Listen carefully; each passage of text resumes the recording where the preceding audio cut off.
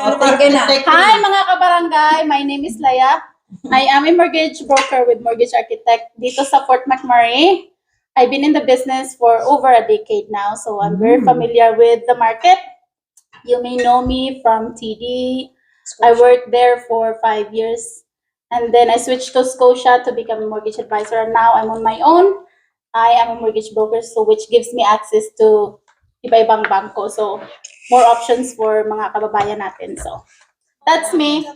My name is Alexa Serbo. I am a realtor / real estate agent in Fort McMurray with Royal LePage Benchmark Fort McMurray.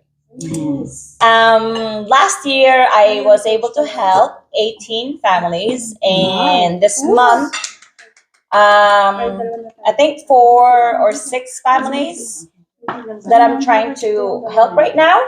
So, thank you for listening, mga kabarangay. Kaya kami nag-come out sa ganitong topic kasi alam mo naman, marami tayong mga bubuyog sa tabi-tabi, bumubulong-bulong.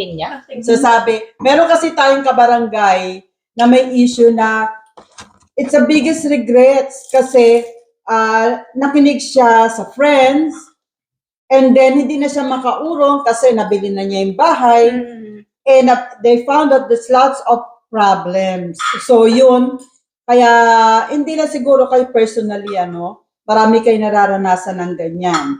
At pangalawa, napaka-importante talaga, guys, ang makikonsulta sa mga marurunong. Yung talagang expert na tinatawag. Alam mo ako hindi sa pagano sa inyo.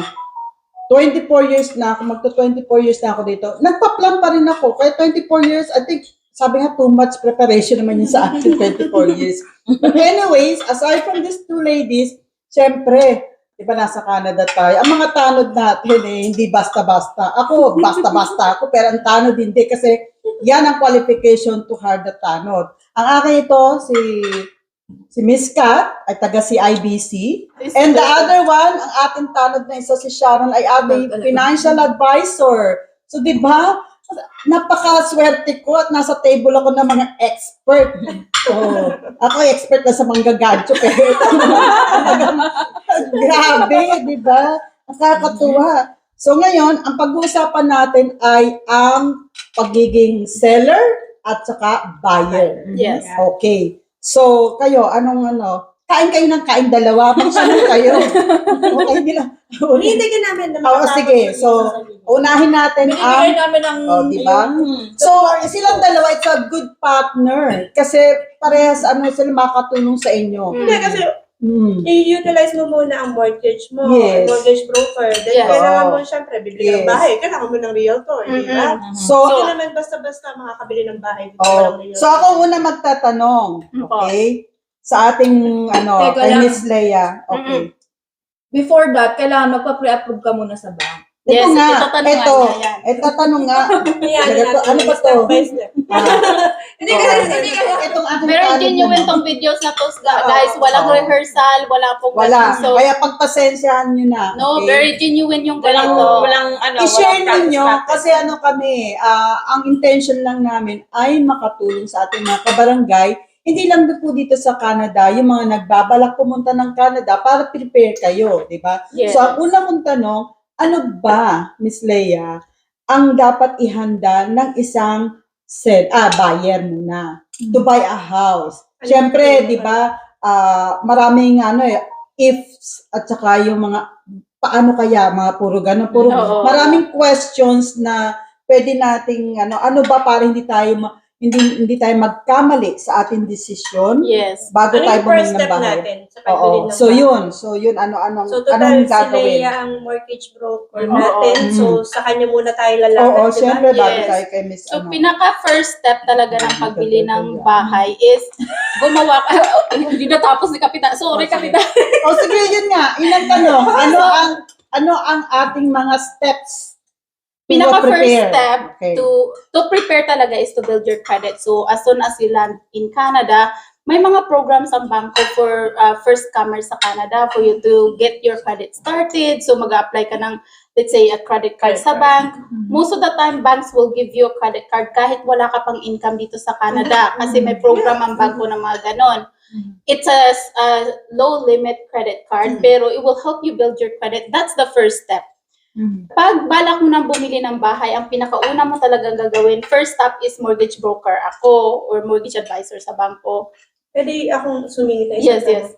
Kasi gano'ng kahalaga yung credit history kasi sa pagbili ng bahay?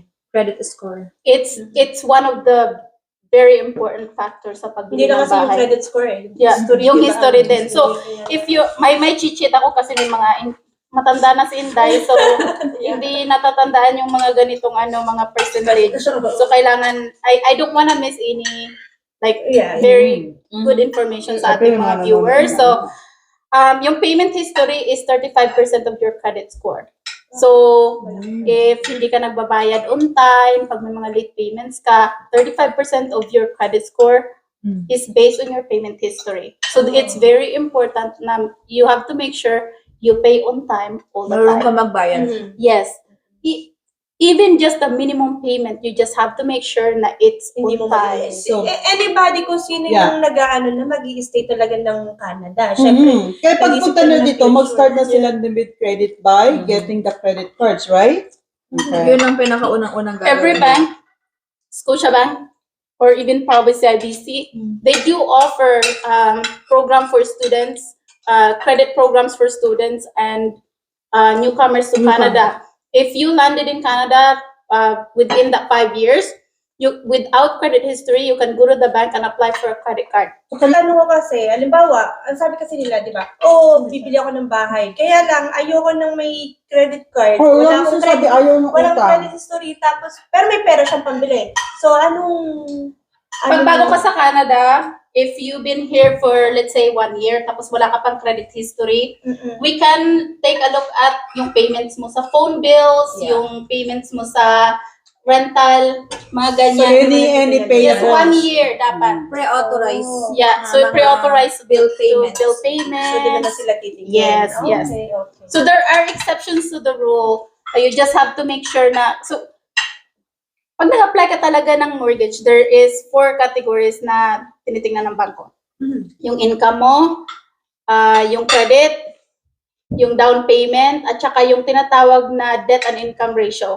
Debt and income ratio is your income versus your expenses. Yun yung 4 na tinitingnan ng bangko. So how I explain this to clients are, you have to think about it as like a 4-legged table. Pag ang isa hindi na nakatayo, parang okay, it's limpy na. Pag dalawa doon sa 4 na yun ang hindi maganda, the table can't stand. So yun yung tingin ng bangko, yun yung analogy sa pagbili ng bahay talaga is, sa 4 na yun, kung dalawa ay hindi maganda, odds are we're not gonna get approved. So make sure those 4 goes together. Pero may required bang credit score para sa makakuha ka ng bahay? Rule of thumb, 680. Oh, Yes, Pwede 680. Ang pinaka very good. Very kawan ako eh. Yun yung parang pinaka-minimum na for sure na titingnan ng bangko. There are also exceptions to that rule, but possibilities are we need to put more down payment. Oh. Yeah, So, ma-apektuhan ng down payment mo pag mababa ang score mo. that's correct. So, Okay. may mga bangkong nagpapahiram ng mas mababa sa 680, pero odds are we require more down Does that payment. reflect the interest too? That's Like, correct. Opo, okay. opo. That's good So, to know. so halimbawa, gusto, sila, halimbawa, 2 o 3 sila na gustong magmay-ari dun sa isang bahay. Oo. Yung interest rate ba sa nakabase sa It's sa credit score. Lahat sila. Ng lahat sila. Yeah. Oh, I Yeah. see. Okay, that's good to know. Yes. Okay, next questions. Ano pang, aside from the credit score, so what else they need to prepare? Down payment. Okay. It's one of the So how much percentage? It depends pag bibili on the ka ng house or what? bahay na 500,000 below, so 500,000 below, 5% yung required. If you are buying a house over the 500,000 range, yung any amount above the 500,000 is 10%. So pag bibili ka, let's say 600, yung initial 500,000 is 25,000, and then 10% of the additional 100,000, which is what? Another 10,000. So below 500,000, 5%. above the 500,000 is 10%. So walang It's you, yeah.